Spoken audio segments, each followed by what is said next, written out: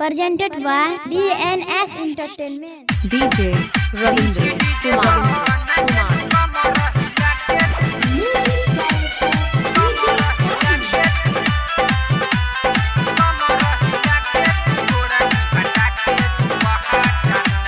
DJ Ravindra Kumar.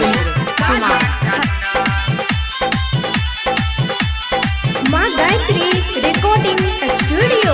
हटा के दुपट्टा ना ये गोरकी हटा के दुपट्टा ना हो हटा के दुपट्टा ना ये गोरकी हटा के दुपट्टा ना कि डीजे पर नाचे कमर हिला के तू गोरकी हटा के दुपट्टा ना कि डीजे पर नाचे कमर हिला के तू गोरकी हटा के दुपट्टा ना हटा के दुपट्टा ना ये गोरकी हटा के दुपट्टा ना हो हटा के दुपट्टा ना ये गोरकी हटा के दुपट्टा ना कि डीजे पर नाचे कमर हिला के तू गोरकी हटा के दुपट्टा ना कि डीजे पर नाचे कमर हिला के तू गोरकी हटा के दुपट्टा ना। DJ Ravindra Kumar.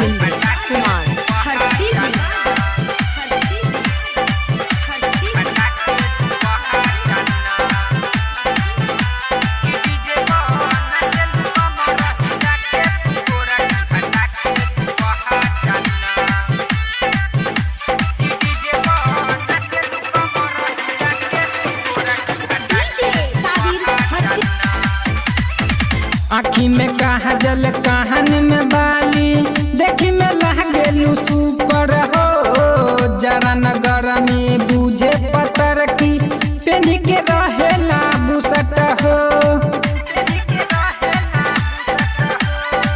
आँखी में कहा जल कहन में बाली देखी में लागेलू सुपर हो जरा नगर में बूझे पतर की पेनी के रहेला टी शर्ट हो।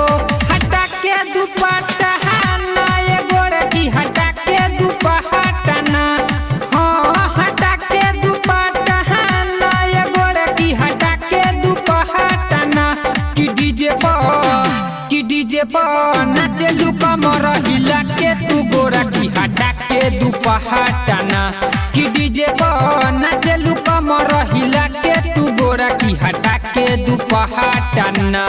DJ Ravindra Kumar. अभी आप सुन रहे हैं सावरिया म्यूजिक।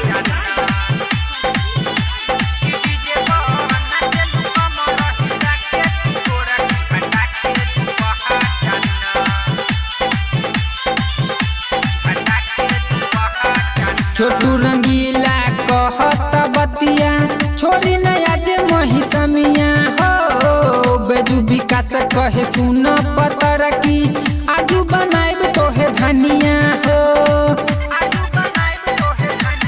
हाँ छोटू रंगीला कहत बतिया छोड़ी नया जे महिसमिया हो बेजू विकास कहे सुन पतर की आजू बनाइब तोहे रानिया हो।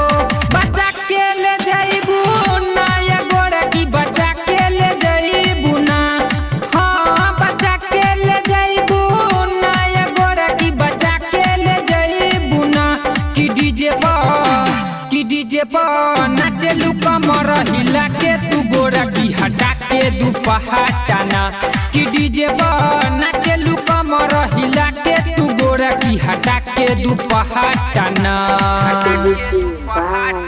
रविंद्र कुमार।